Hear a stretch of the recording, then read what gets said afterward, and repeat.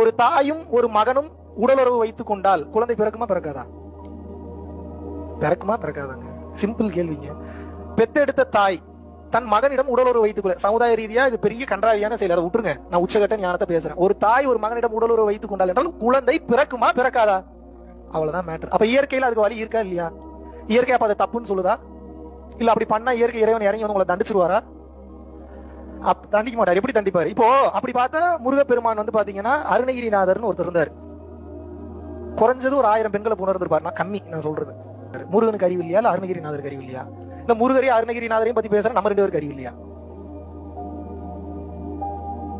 இன்னும் இப்படியே பாக்குறீங்க, ஏதோ ஒரு பதில சொல்லுங்க.